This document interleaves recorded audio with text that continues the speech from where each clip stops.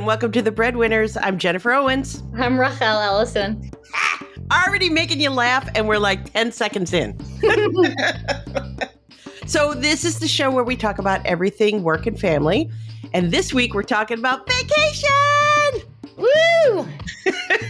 But not a vacation from rating and reviewing our show. We must remain ever vigilant. And then we have the socials, right, Raquel? We do. Check us out on Twitter, on Instagram, on all the places. You know, wherever you want. I mean, we're there. And we've got merch. Oh my God, yes. Tell me about the merch. I am wearing my Breadwinner sweatshirt right now as we speak. Just check out our store. You can find them in our socials. You can find links to our whole array of merch, and we would love for you to get your gear. Be a breadwinner. Wear it loud and proud. Even though that's not what I'm wearing right now. You know, full transparency. I'm wearing my Cardiac Kids from the early 80s Cleveland Browns t-shirt right now. So sorry about that. But I am a breadwinner. I will change after this. Anywho, how's your breadwinning going? How's your non-breadwinning? Are you having any fun? I am. I'm getting a new house together, a new breadwinning house. So wait, are you winning bread? And is that bread building a house? It is. It is. So that's my whole deal these days. It's so exciting. I mean, we just did renovation on our son's bedroom, and that was super exciting. And very nice to have walls that don't crumble when you touch them. I know. It's amazing. Humble brag. I want to send a shout out to our Breadwinner superfan, Takeda Mason Battle, who is doing the work and the parenting and everything that comes from having a full-time gig and really little kids. So I thought I'd date myself as I do a hee-haw salute. Salute! Do you even know the hee-haw salute? I vaguely know that's a thing. Did you not grow up in Ohio in the 70s? I did not. Well, Takeda, thank you for listening. We hear you. We send you all the breadwinning love. Oh my God. We do. Oh my God. So we're going to continue our deep dive into looking at topics of things we just all know about being working parents and breadwinning. And this week it's going to be summer vacation, because it's looming on the horizon. And we're going to talk about how did it come to pass that schools were organized to start around Labor Day and end in June, which is at least how we roll in New York City. How's it roll with you guys? Is it still Labor Day to June? Same. Really? My niece and nephew, I would always look to see about having them come babysit, and their calendar, they would start school in August, and it's I blink and their school year would be done. It never lined up. So I think NYC is holding on to, the good old days of Labor Day to June. Labor Day. Yeah. So you guys too, because you just see more and more where they're starting in August 4th. No. So, all right. Well, we're going to start with math class. Okay. Are you ready? I know how much you love a math quiz. Sorry. I'm sorry to pepper this to you. Okay. So we're going to start with summer vacation. It's usually 8 to 9 weeks long, which is about 40 to 45 work days. Uh-huh. And then there's all the other scattered days throughout the year. In June, it's the worst time of the year. I'm here to editorialize to say that sucks. And do you know, quick pop quiz in my math class, how many school holidays there are? Oh. How many school holidays? How many days off from school when school starts? How many days off from school will your kids have during the school year?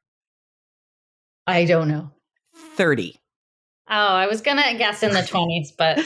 So we've got 45 days for summer vacation. We've got about 30 days for school holidays. We also in New York City have things like the weeks given to the state regents exam, and of course, the makeup state regents exam. By the way, this test has been canceled in recent years due to COVID, but the days off still remain. Half days and late start days. Do you know how much this all just added up to in terms of days with no childcare or school? Like 100 days. 80 days. 80 days or about 16 weeks. So it's 180 days of school and 80 days of no childcare or school. And how much PTO are you getting these days? I'm getting 15, by the way. So 15 PTO? Yeah. I'm getting, what am I getting? Yeah, I'm getting 15. Or am I getting 20? Ooh, well, you're really cutting into that 80 days right there. So, So here's the extra credit. When was the last time you planned a vacation that didn't have to be carefully slotted into the school calendar to deal with days off? 2000 and Right? I don't know. 5 for me. Yeah, 2010 maybe. Yeah.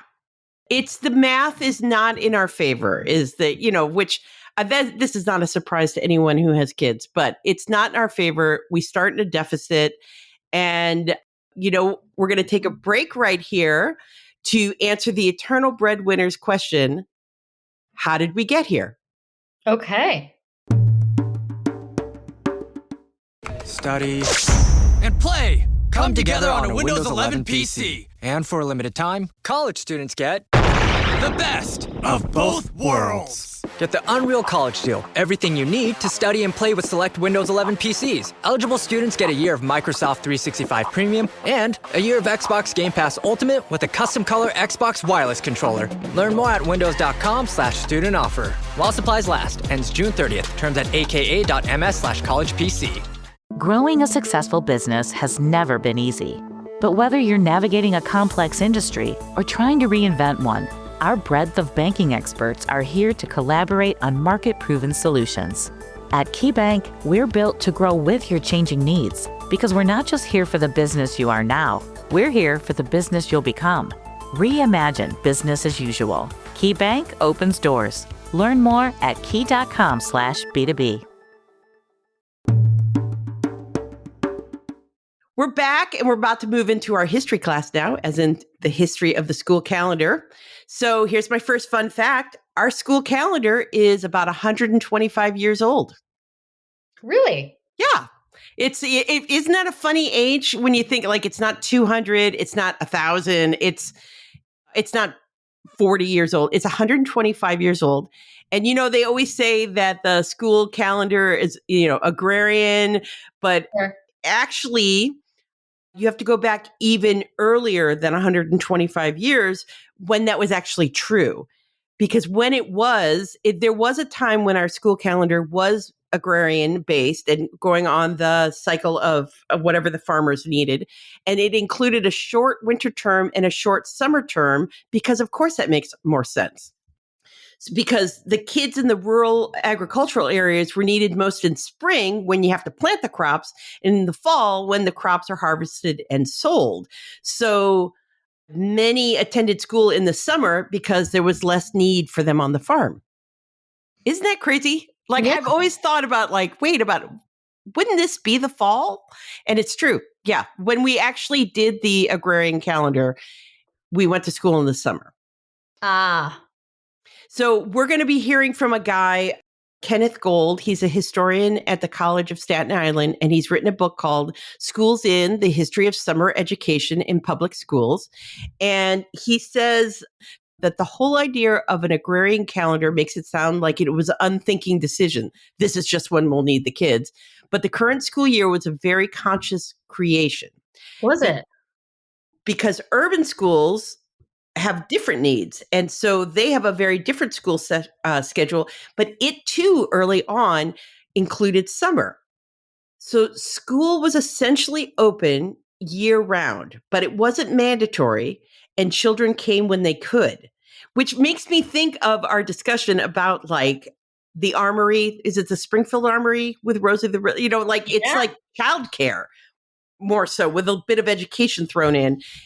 In 1842, New York City schools were open 248 days a year versus the 180 that we now have, which seems to me that it was kind of a, it's just like if you could send your kids, you would. If you needed care, you had it.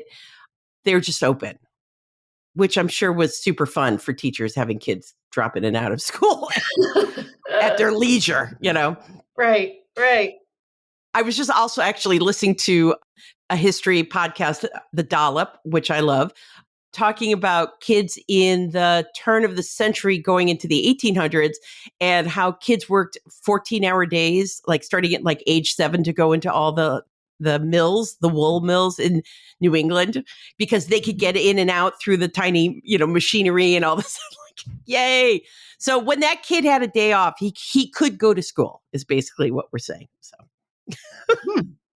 Okay, so summer vacation. So we don't get summer vacation until the late 19th century, which at that moment, how people saw a good school was how many days it was open. So that was your KPI, is how many days of school there was how many days it was open. So often the financial state of the district determined how long the school could be open. So poorer districts couldn't be open as long. And so schools with longer calendars were often perceived by the general public as being more effective. Huh. Right? It's kind of, like that's where which is so different.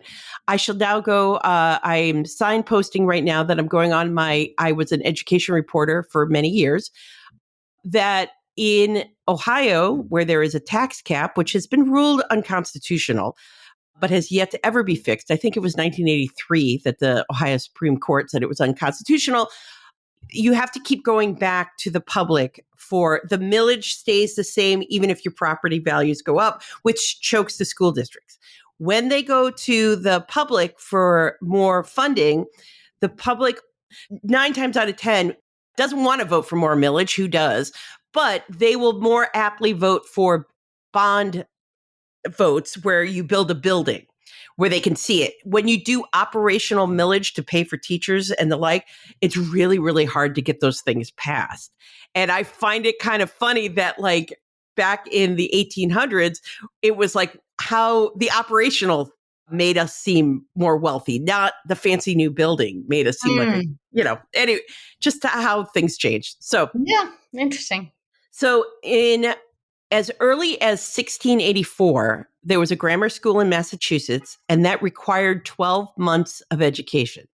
So we're starting out with a whole thing, right?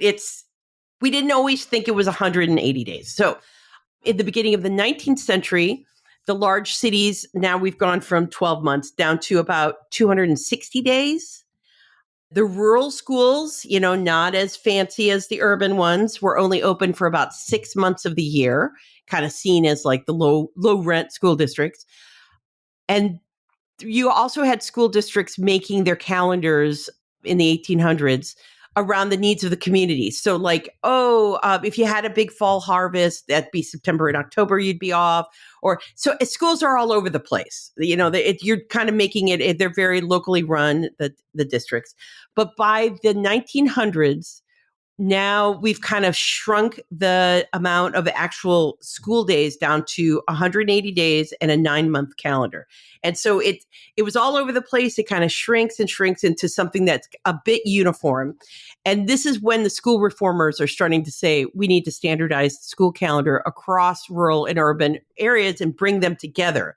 And so that's what there was a bit of a compromise as to what the rural needed, what the urbans were offering. And that's basically where we get the calendar structure that we now have.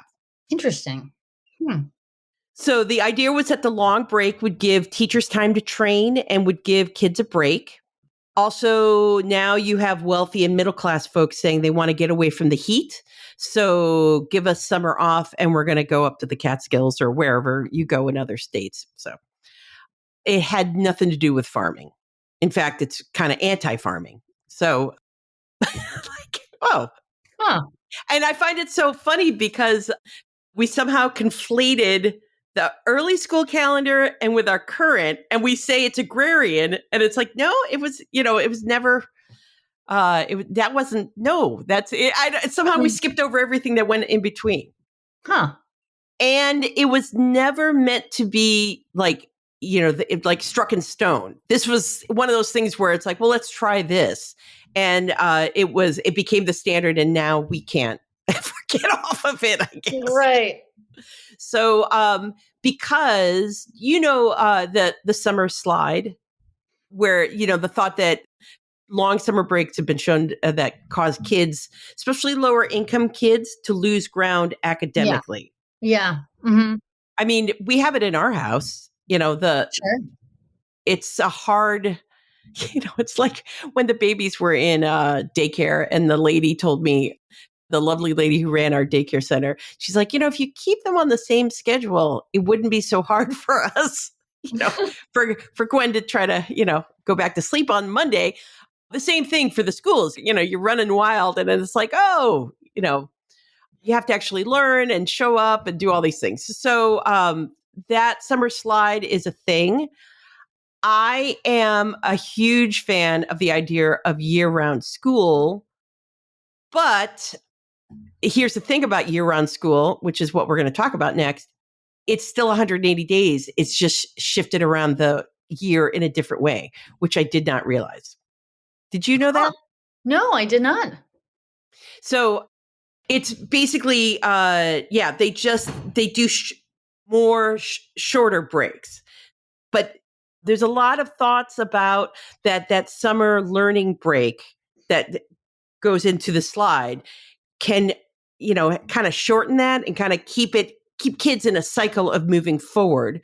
They also think it reduces teacher and student burnout as well.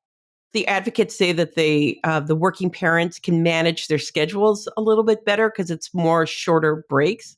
Though I still don't know how you do it if you're. Well, the opponents say that it complicates schedules, takes a financial toll on districts and tourist economies, which, is a thing. And it deprives children of, a break from the classroom, and it distracts from other more effective school improvement strategies. I don't know. What do you think about year-round schools? Oh, that's a good question. I mean, would you rather that there is an issue where the entire economy of childcare is set up for summer camps? You'd have to recast how that stuff is offered, but I think they would. Yeah, summer camps have been pretty important to me. Yeah. Yeah, no, I don't know about year-round school. I like the idea of it being an option. Yeah. But I don't like the idea of it being kind of a. Like that's the answer. I've always thought it would be the answer because of the summer slide business. But here's the thing. It's been around for, in that 125 years of kind of the codifying the school schedule that we have. Mm-hmm. So have year-round schools. And so they've been, and in that kind of like 180 days shuffled around the year in a different way. So they've been doing it in Bluffton, Indiana in 1904, Newark, New Jersey in 1912, some school districts in the 20s and 30s in Pennsylvania, Nashville, 1925. My favorite is Minot, North Dakota, which is a shout out to our listener, Lori Nitschke, who graduated from there. So they do a thing where the 12-month schools originally called for a 2-week vacation during the summer, which was then extended to 4. And so these schools were playing with changing the cycle. A lot of them did it in the 70s to maximize space, which is funny. Like in my elementary school years during the oil crisis, the oil embargo, they played with the school district, not about the school year, but we had like all of us had like half days and we all consolidated into the same buildings, and they had the kids. I don't know how that saved any oil because you had to do the bus routes like 4 times a day instead of 2. But anyways, and former NYC Mayor Bill de Blasio proposed year-round schools on his way out the door last year. So, it's been around. So Right. How many year-round schools do you think there are in the U.S.? Quizzing is my favorite thing. I love quizzing you on numbers. I know, it's my favorite. I've got 20. 133,000.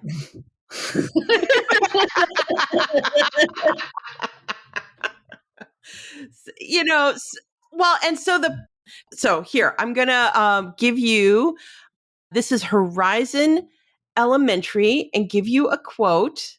Okay. You're going to use your amazing skills of oratory. reading? Yeah. I think we're ripe in America to consider doing something a little bit different. We've been working on a model that was established 100 years ago, said David Hornak, the principal of Horizon Elementary School in Michigan and an advocate of year-round schooling. It's time for all of us in the United States to look at how and why we're educating kids and look at alternatives. I mean, what do you think? Because I don't know that I don't know. I think there are kids who make it through, and then there are kids who don't make it through the current way things are structured. And also, 125 years ago, I suspect, even though women have been working forever, I think a lot of women were working at their, doing like piecework at their kitchen table. And also, we weren't. I was just watching some movie. Oh, I was watching a Gas, Food, and Lodging from like 1992 this weekend, and those teen girls have no supervision, like Right. none. And so, now you've got everybody's working. I think it just gets more and more competitive to get into school and all this sort of stuff. There's a whole, this exclusivity of trying to get. Like how many kids apply for college and how many did we reject? Yay, aren't we a great college? All of that set up, like, does this current system work? I'm going to say no on the basic need of childcare because it's freaking expensive. Right. To make up all that time. Yeah. So here comes the opposite side. I'm sending it to you. Do you see it? Year-round school is nothing new, said Tina Bruno, the executive director of the Coalition for a Traditional School Year, a nonprofit group of parents and educators based in San Antonio that lobbies against early school start dates. If year-round school was the miracle that we were waiting for, we would have known it 20 years ago. Huh. Yeah, what do you think about that? I don't know, Tina. I don't know. What I love is that there's a nonprofit specifically against like, wow. I mean, yeah. Wow, Tina. I don't know, Tina. I feel like I don't agree. Yeah, and also, okay, yeah.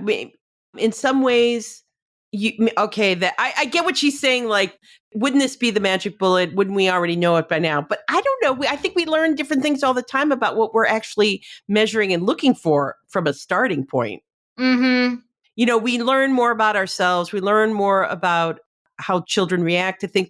Also, within those structures, it's not just about the calendar dates. It's also about like how some of the year-round schools will do like camps during the in-between time, specifically for kids that are starting to fall back a little bit, which I kind of like that, right? Like, while we could take a break right now and we're going to, we'd love to have instead of doing summer school, it's like constant little extra, Right.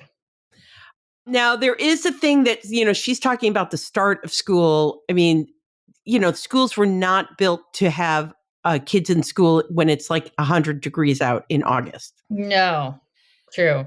So that's one of her things is that, and I do get, like these old buildings, no AC. And she says, as opposed to like, doing retrofitting all these old buildings for AC, why don't you spend that on academic programs? Valid point, Miss Bruno. Valid point. That is a valid point. All right, Coalition for the Traditional. Yeah, she's making her other point is that it's not conducive to high school students who want to take college classes or get a summer job. And it can make it difficult for teachers to further their education because the whole system is based on the summer off. Right. Which is, I think of it with like electric cars, like the early electric cars. Where were you charging? That the whole infrastructure is based on gas stations, No, good point. that you have to change the surrounding structure for it too. So to her point of would we have known it by now? I don't know if we would have known it by now because I don't know that the structure around it has changed enough to support it. It's all individual districts doing individual approaches. Right. Who are doing it, She says also, what will working parents do when children are home for a few weeks, say in October? What happens when parents have children at both year-round schools and traditional schools and their breaks don't align? Well, that does suck. That's pretty bad. Talk about a silver bullet. That's Miss Bruno's silver bullet. Right yeah, there. exactly. She's not wrong there. Oh my God. Because it's hard enough when you have two kids at two different schools in the same district. Oh my God. Are you coming up on that soon? Two kids at two different schools in the same district? Yeah. Yeah, no, we're already there. Oh, you're already there. Oh my God. Isn't it the worst? I'm so sorry for you. Yeah, it's just one kid starts school an hour and a half earlier than the other. Yes, that's, because that's super fun. Yeah. So I am going to give you this link and I've just, we'll put it in the show notes, but it's the New York Times did a photo essay of the first day of school in New York City over the years. Okay. And it's just so adorable. It's just the little kids going to school in any era. It's just adorable. So I'm sharing that now, but we'll share it with everyone so you can see it. It's your moment of getting a little dusty in here because they're just such adorable children doing adorable things. But while you look at that, the upshot is that it truly is one of those things where it's like, well, this is the way the school year, this is the way it was organized when I was a kid. Like, even when I hear that the schools in Ohio start in August, I get this pang of, well, that's not right. That's not the way it's supposed to be. It's supposed to be, when I was a kid. And Right. all these stuff were decisions made 125 years ago that we're still living with. And so many things. I'm going to go out on a limb and say some things have changed in 125 years. A couple things. Changed. These are really cute pictures. It took me a second. Aren't they? Yeah. I mean, it's the first day of school through the decades in New York City. And there's one of like the teacher, like the little boy, he's like all sad and the teacher's talking. And you just know, there's a teacher, making a connection and that, that kid's going to love that teacher in like a month. It's going to be like, I love going to school. This is all about it. Yeah. Oh, it's just so freaking cute. And so as summer vacation comes, why this topic means so much to me is that for many years, and my kids are older now, so it's certainly less of a fire drill of like, oh my God. But figuring out where they will be and what they will be doing for the summer while I worked full time, and then trying to cull some time together so we could go home and visit my parents or go somewhere and do something. It all has to slot in, and then the expense and all of this. And then I think the one that put me over the edge is the week off for the Regents test, which isn't really listed in the DOE calendar. They just say Regents test, but they don't say, oh, by the way, your kid's going to be off this week. Right. It's just a lot. It's a lot. Yeah. And I put it out there that I think that I don't know. Year-round school is not the silver bullet. It's not because it's the same amount. I just have different way of having to cover all these days as a parent. But I don't know. I think this is ripe for reconsideration for us. Yeah. I say that for you who has the little kids that are still in school. Yeah. I mean, is there something that would help you, or do you not think this is an issue? It was such an issue for me when my kids were younger. No, it's a mess. It's such an issue. I don't know. So summer camp. So this is such a privileged perspective, but summer camp played such an important role in my life. Yeah. That I'm sending my daughter. I don't know. I'm just thinking about like so I grew up Jewish. What? I'm still Jewish. It's true. But Jewish summer camp, like that's a big That's a way that I think a lot of kids get Yeah. to learn about their identity that way. So I don't know. But at the same time, I think year-round schools has its merit, and it is incredibly complicated to put all these pieces together. Right. And beyond summer vacation is the, 80 days that you have to figure out during the school year. Like, even Right. if I give you summer, like, even if it's like, Yeah. okay, we figure that out. I mean, our elementary school offered camps for many of the days. Yeah. And that was great. But again, it's, if you can throw money at the problem, there you go. And you have to trust. And I did, because it was my kids' teachers. That was such a gift that our elementary school did this stuff Yeah. and offered this, because it was a lot of the same teachers. Did they have a fun time? Kind of. I mean, you also got Right. the yelly lady, the lady who was like she's like the lady who sat at the front desk and would tell kids where they needed to be for the bus, but always did it in a yelling kind of way. Right. Sweetheart. And I ran into her. I get why she does what she does. She's trying to be heard over, 1,000 kids all talking at the same time. But, it was a little scary when they were younger. I just ran into her on the street and freaked her out because, Gwen is now in college, but which I think probably happens to her every day. But, it was convenient. It was qualified, but it was expensive. And it was just a constant scramble of trying to stay like a month ahead of your calendar. Yeah.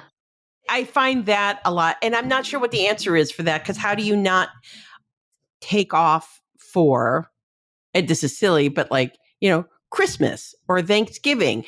Okay, a lot of us have those days off, so that's covered. But then, the staff days, they're all in June. And I guess they're getting ready for the next year, but it is the worst. Brooklyn Yeah. Queens Day, which is now a district-wide thing, that was the one that also put me over the edge. Brooklyn Queens Day. Yeah. Brooklyn Queens Day. I totally. Yeah.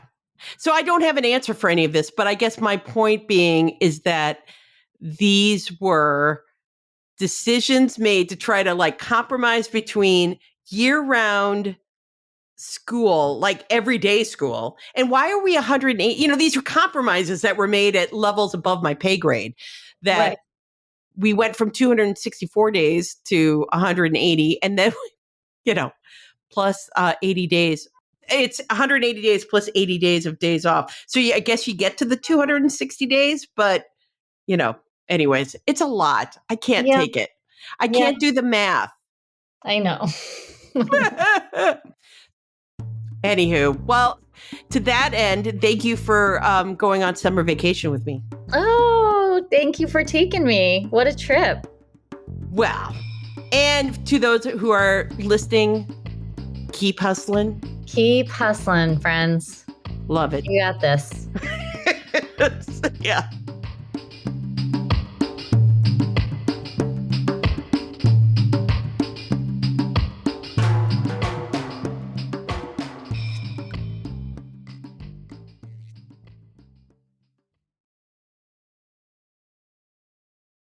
This podcast is part of the Sound Advice FM network.